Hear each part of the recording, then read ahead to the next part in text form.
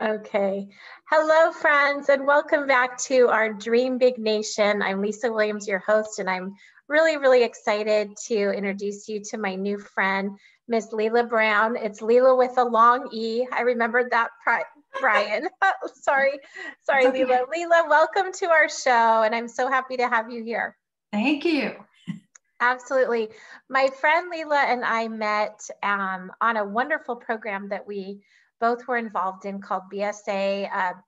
Tell me, what was the acronym stand for? It was Business Be Seen Accelerator. Be Seen Accelerator. Yes, and we had so much fun, and we've had so many lovely connections, and Lela is one of those connections for me. And I absolutely love your title, which is the Quit Queen. Yes. And how you serve your community in the Nicotine Solutions world of your business, which I think is so absolutely needed. So I'm going to just start by asking you to play a little game with me. I'm going to share a little something that, a little glimmer into what's going on in my life right now. And then I would love to hear something about your life that maybe either you're facing right now, or maybe something from your past that you think would be interesting for our listeners to hear. Today, I just wanted to share that I'm feeling really sad. I have one of my dearest friends is facing a battle with her husband with cancer. And I am just, it's one of those days I almost came this close to not doing this interview because I feel like it's hard sometimes to have that happiness show that I really want to bring for you, Right. So I'm just going to share with you. I'm feeling a little emotional today. If that comes out in our conversation, that is where that lens of my life I'm viewing things from right now. So, yeah. How long have you known your friend? I have known her for, when I moved to California, so like 26 years. Yeah. Wow. My first friend in California. So, and her husband is just the most genuinely lovely man. It's just hard to understand these things, which, interestingly enough, I think is a great pivot to how you serve your community, because you are, in my opinion, you're one of the people that is combating cancer, quite frankly, in what you do. Absolutely. But do you want to share a little glimpse into your personal life, or as I did? Yes. I quit smoking June 4th, 1978, and I've taught over 40 years all over the world. And when we were talking earlier, and I think one of the times that it was most unusual for me to teach is they said, we're going to send you to, we're going to train you. And after I learned how to teach people how to quit smoking, and we're going to send you to parts unknown. They didn't tell me where they were going to send me. They said it's English speaking. I said, okay. So I was kind of thinking England or something like that. And they ended up telling me that they were going to send me to South Africa. And I just thought that was fabulous, only it was right during apartheid. And Nelson, wow, oh my goodness, holy cow. Yeah, Nelson Mandela was in jail, and no one from the United States was in South Africa. And there I was on radio and TV and newspapers, and but it was probably one of the best experiences of my life. Oh, absolutely. Holy cow. So you've traveled the world with this business of yours. I have. I quit smoking and saw the world. Saw the world. In the Navy. Well, and I love that you've taken your own life experience, and you've obviously you've created a passion around it, a passion business. So just kind of share with us how you serve your community in that space. It's such a needed space, by the way. Right. It really is, especially during COVID now, because some of the there's a couple of ways. Well, there's a lot of ways now to quit smoking, and most of them are like cold turkey. People will quit smoking immediately and then deal with all these symptoms that come up, like they get heartburn, or they get acid indigestion, or they go to the emergency room and they think they're dying. And all it is they haven't really prepared to quit. And so that they go through all this trauma and all these. It really is like withdrawals that their body's going, right? The worst. Yeah. And some people go to the emergency room like 3 times and have like 20 tests done, and EKG and MRI. And I say, you just don't need to do that. You just need to, if you want to quit smoking calmly and comfortably with no side effects, you just need to do just a little bit of preparation. And, it's just kind of like, you're going to go take a driving test to learn how to drive a car. You don't just jump in the car and drive away. You have to practice and learn how to, the rules of the road and different things like that. Yeah, I remember I was like in maybe 2nd grade, and you know how they show those videos to students, like what the healthy lungs look like and what the not healthy lungs look like. And my father was a smoker, and he was buying those cartons, that's like practically a mortgage payment these days for smokers, right? And I remember I came home and I literally flushed all of them down the toilet. Oh, I bet he loved that. He was so mad at me. But I mean, it's interesting. We could go a lot of ways to talk about this, because I think you brought up a couple good points. The fact that so many people are at home and they're finding themselves, it's probably a lot easier to do more smoking maybe than they usually do. So like, how do you first, like if I was coming to you today, like what would you start with? How would you start to help me? Well, what I would do is tell you, don't quit cold turkey. That's it's hard on the system. And there was a book that was written years ago by a plastic surgeon. His name was Maxwell Maltz, and he wrote a book called Psycho-Cybernetics. And it was one of the original, I think, studies in that it takes 21 days to make or break a habit. A lot of people have heard that. And I think this is where it comes from. He noticed that if somebody were to lose an arm or a leg or a limb, that he noticed that if he had to amputate an arm, that he noticed that they would have a phantom limb for at least 21 days. And so what that meant is the body and the mind need time to adjust to habits. And where it takes the body and the mind time to adjust, so it does with quitting smoking. So, if somebody's going to quit smoking and just throw the pack away, that's really scary on the body, because it doesn't give the body time to lower the nicotine level. And a lot of the typical nicotine levels are like 21 milligrams per cigarette, which would be like a typical Marlboro cigarette. Right. And if you just go from smoking a 21 milligram cigarette each to 0, that's really hard on the body.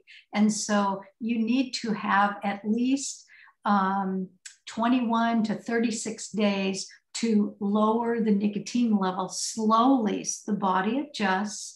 And you also need to have at least 21 to 36 days for the body to change routines and behaviors, because smoking is it's just a behavior, it's just a routine. And a lot of times people think, well, I'll just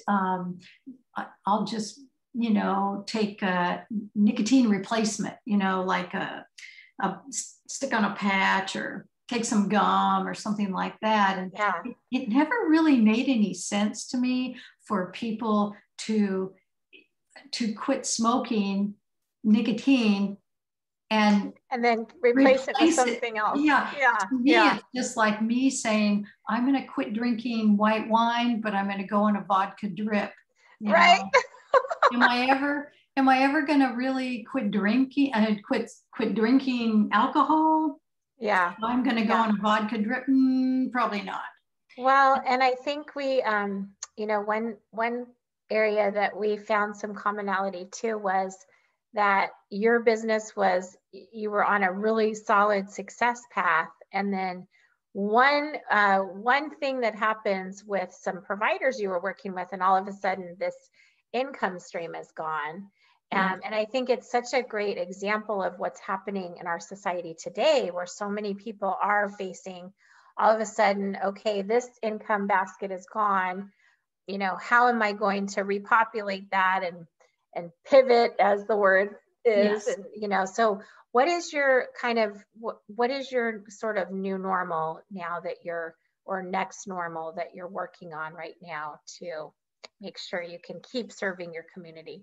Yes. I think it's gone from like 40 years ago, and then I've watched it. I used to just say, hey, I'm holding an introductory meeting, and 20 people would. There'd be like everybody, you wouldn't have enough room. Right. Exactly. And they'd all show up. And then I held classes in hospitals, and there again, just I'm holding a class, and then all these people would show up. And I also was covered, as you mentioned, with Blue Cross and Blue Shield. And then all of a sudden one day they said, well, you're not a physician. And, God forbid. Even though you have a PhD in what you're doing practically from an experience exactly. level. Yeah, right. Probably even more than a PhD. I call that experiencism, not ageism. Isn't that? Exactly. The empirical knowledge that I have. And right. So, if you were to have a physician teach you how to quit smoking, it would cost millions of dollars, because, right. It takes time over, I have people smoke for the first 6 weeks so that they can lower their nicotine level and change their behaviors and different things like that. So I was covered by Blue Shield, Blue Cross, and doing things in hospitals. And then I quit doing that because they said, oh, you're not a physician. So I thought, well, and then I worked with a lot of big companies. And now I'm sort of going back and revisiting that to say, look, I have a success rate of 90%.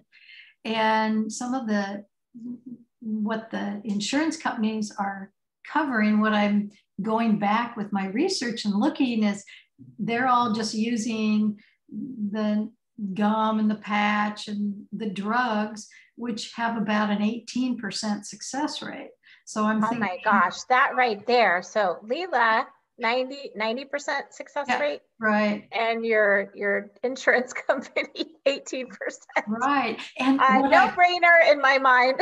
Exactly. And it always used to make me so mad when I would read that the American Cancer Society says that it takes 8 to 10 attempts for somebody to quit smoking successfully for a year.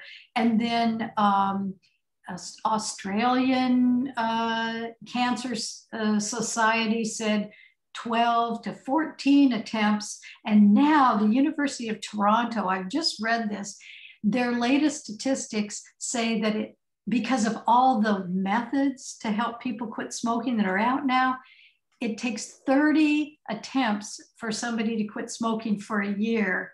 And I'm thinking, it's kind of all the ways that you can lose weight.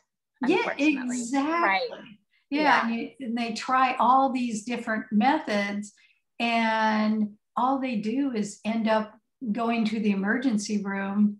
And the three main things that people get when they quit smoking cold turkey, they just throw the pack away, is they feel tired, they get a cough, and they feel like someone is sitting on their chest with really bad, like heartburn and different things like that.